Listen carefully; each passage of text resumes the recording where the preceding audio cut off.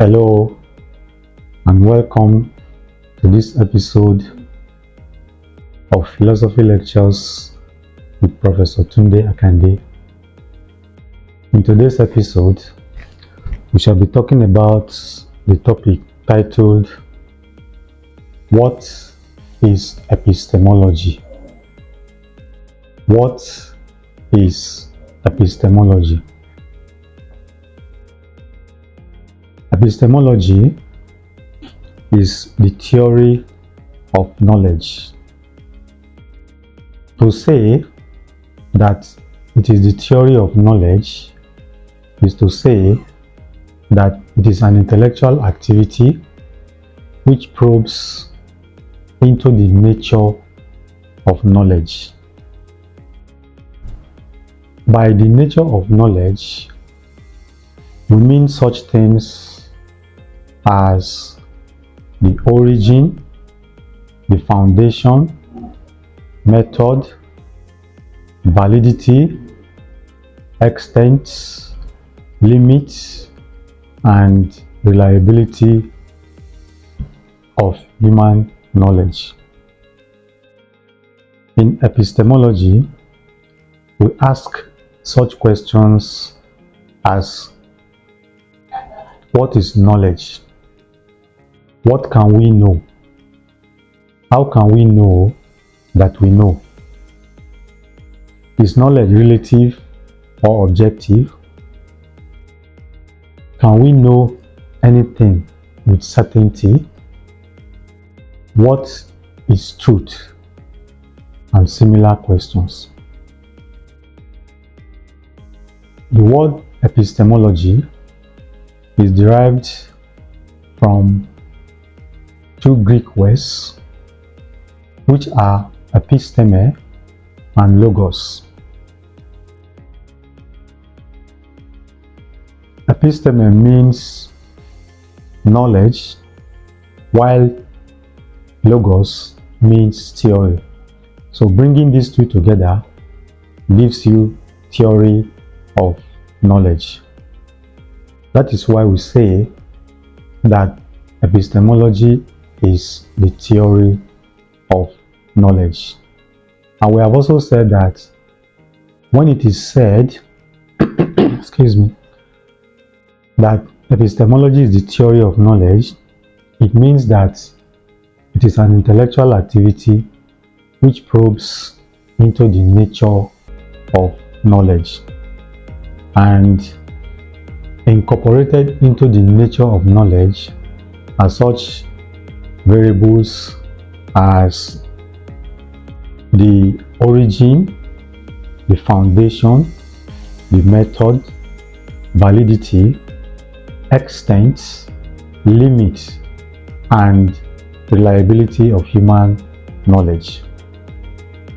Now, why do we need to probe into these various aspects of knowledge, or these various variables of the nature of knowledge? Why do we need to probe into the limit of human knowledge, for example? It is necessary for us to probe into the limit of human knowledge because human knowledge grows. Human knowledge can expand. You know, there are certain things we did not know yesterday which we now know today. There are certain things we do not know today which we are going to know tomorrow. So, because of this nature of human knowledge, because of this possibility of human knowledge to expand, it is necessary to ask, what is the limit of human knowledge? How much can we know? How much of reality can we know? How much can we penetrate into reality? Again, this question is important because if you do not know the limit of your knowledge, if you do not know the extent to which you can penetrate into reality. You could just be at a very low level of awareness and be thinking that you already know everything and be celebrating your level of knowledge, thinking that you are at the peak of knowledge. And that could pose serious existential threats and danger. Imagine, for example, a secondary school child who thinks that he or she already knows everything that should be known at that level, not realizing that it is possible for him or her to study up to university level, and even in the university level, you can finish your first degree, go back for master's program, go back for PhD program, and continue. So imagine such a person remaining at that level and thinking that he or she already knows everything that needs to be known. Such a person will be an edifice of ignorance, and like I said, he or she will be susceptible to so many existential threats and dangers. So because our knowledge grows, because our knowledge can expand, it is necessary for us to know the limits of human knowledge. There was a time, for example, the whole world thought that the earth was flat. Now we know better. There was a time we used to think that a glass of water is clean and pure in the true sense of the word. But with the advent of the microscope, we now know that inside a glass of water there are millions of microorganisms. So imagine if we could expand the capacity of the microscope beyond where it is today, we will see more. So knowledge grows. Because knowledge grows, we need to know how much of reality we can know, so that to know whether to continue to probe and whether to stop at where we are. This also shows that what we call the empirical or empiricity is also elastic, because what is called empirical, or what we regard as empirical, is simply what is available to empirical scrutiny. In other words, what is available to human senses, to our senses of cognition or sense perception. And so the more we discover, the more the limit of empiricity expands. Before we discovered the microscope, it was not within the limit of empiricity to talk about microorganisms inside water. But upon the discovery of microscope, the limit of empiricity expanded beyond where it was. There was a time we didn't know that we could fly in the air. There was a time we didn't know that we could float on water. But with advancement in knowledge, we were able to discover those scientific principles that could make us fly in the air, that could make us float on water. So these are areas of discovery. These are instances of the expansion of knowledge. So because our knowledge can expand, we need to know the limit of human knowledge. I'll give you another example with the invention of the GSM technology. At the beginning of the GSM technology, what we could do with phones were very limited. At a point, we could barely call, send text messages, and such few things. But because man continued to probe into the possibilities in that technology, you see where the GSM technology is today. Today, with our phone, we can do a lot of things, we can do wonders, because human beings continue to probe into that aspect of reality. So, because our knowledge grows, because our knowledge expands, we need to know the limit of human knowledge so that we can know when we have made enough progress or when we still need to continue to make effort. This also shows that the limit of human knowledge is not the limit of the world. There are people or scientists who think that whatever man cannot know, whatever man cannot perceive, does not exist. But with this explanation I have given, you can see that that's a very mistaken idea, because the limit of human knowledge is not the limit of the world. Knowledge is discovery. Knowledge is downloading. Man is continually discovering reality. Reality is continually exposing itself to us.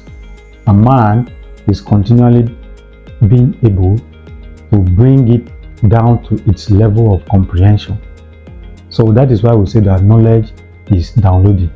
It is about bringing to the realm of empiricity what was not initially empirical.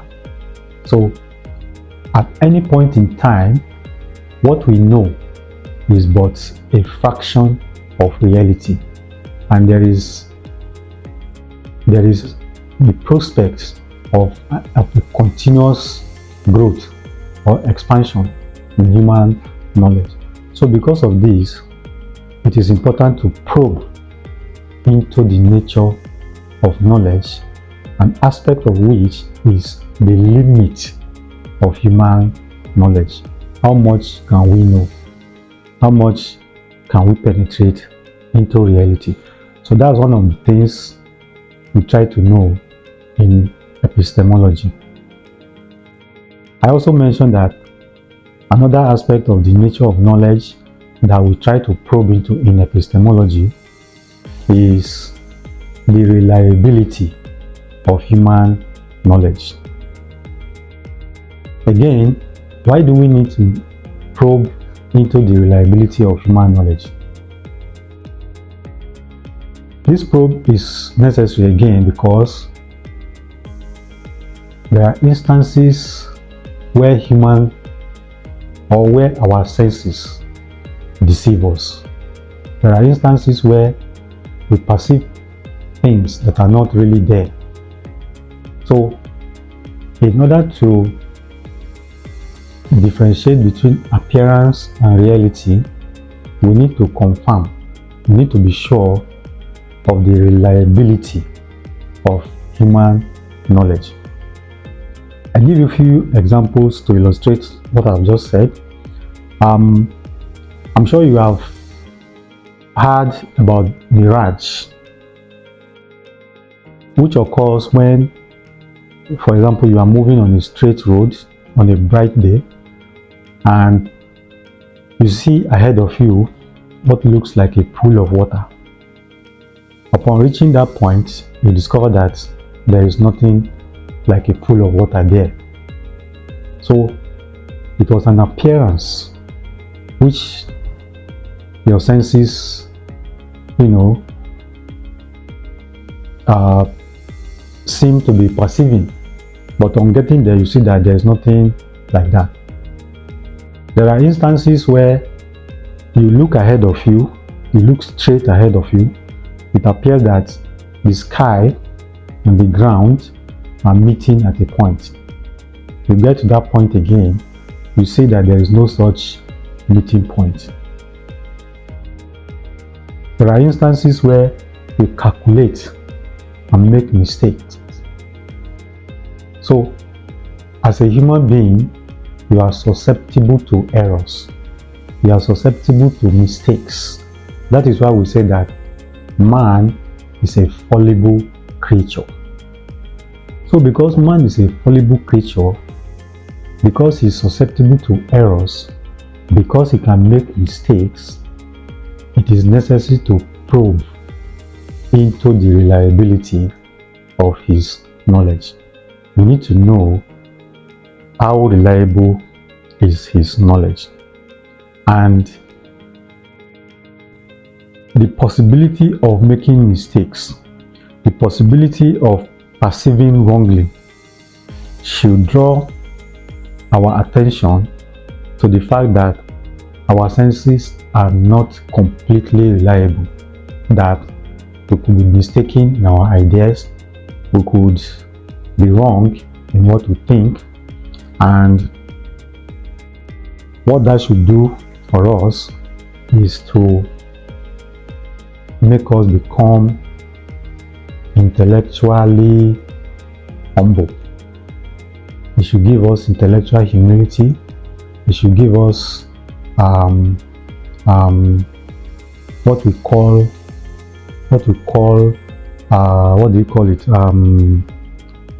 polite doubt.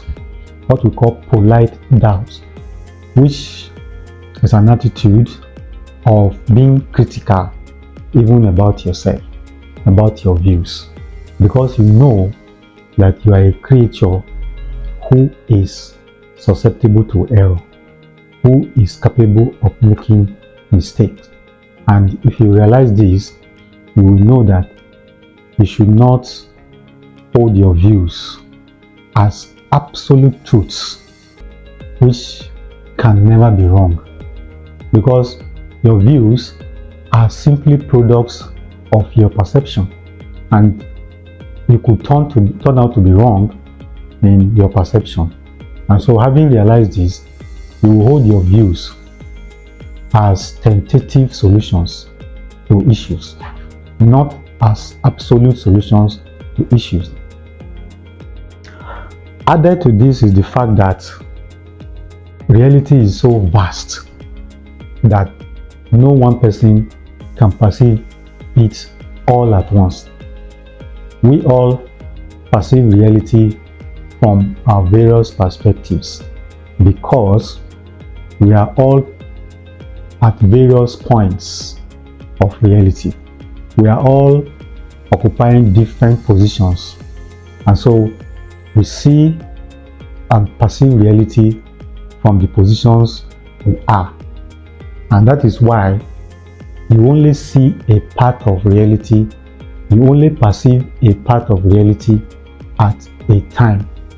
There is no human being who is capable of perceiving the whole of reality at once. So what you see about reality, what you perceive about reality, is nothing but an aspect of it, a fraction of it. And the way you are perceiving it from your own angle, that is how others are also perceiving from their own angles. So different people see different aspects of reality from their angles, and it is only the totality of these various perceptions that make up the truth about reality. So your perception of reality is nothing but an approximation of reality, an approximation of the truth. In other words, an aspect of the truth. And every other person's perception is also an aspect of the truth. So your perception does not equate with the totality of the truth. That is why it is dangerous for you to think that your perception represents the truth and that it is so absolute that it can never turn out to be wrong. Because you are fallible, because you can make mistakes in your perception, because you can make mistakes in your calculation, because your senses can mislead you, because you can make mistakes in interpreting what you are perceiving, then your perceptions can turn out to be wrong. So, realizing all this should make you to become intellectually humble. It should give you intellectual humility. And above all, it should make you tolerant.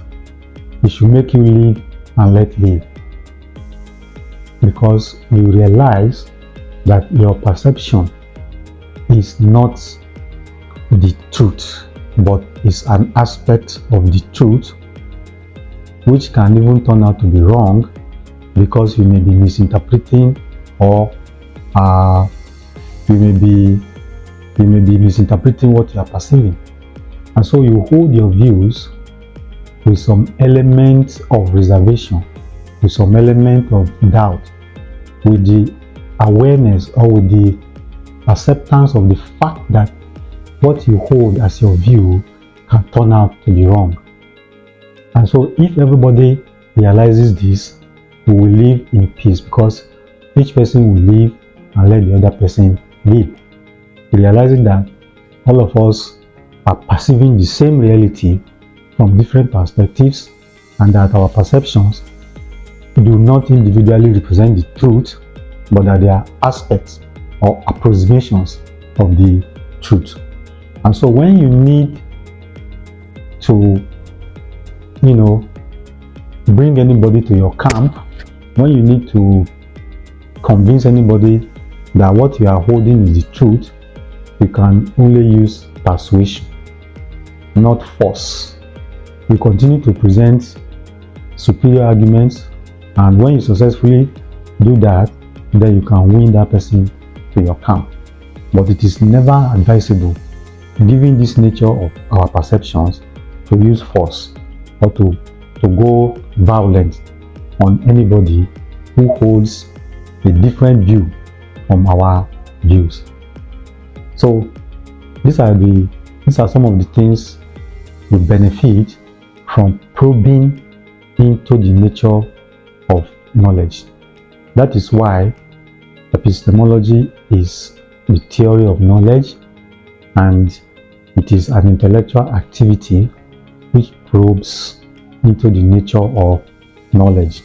And in the nature of knowledge, we have such variables as the origin, foundation, method, validity, extent, limit, and reliability of human knowledge. I don't want this lecture to be too long, so I'm going to break it into parts. What I have said so far shall represent part 1 of this lecture, and in another lecture I'm going to talk about the part 2 of what is epistemology. So right now I want to allow you to sit back and reflect on what I have said so far, while I bring this part to an end, so that I can prepare part 2 and make it available to you. Till I come your way in part 2 of this lecture, goodbye for now, and have a beautiful day.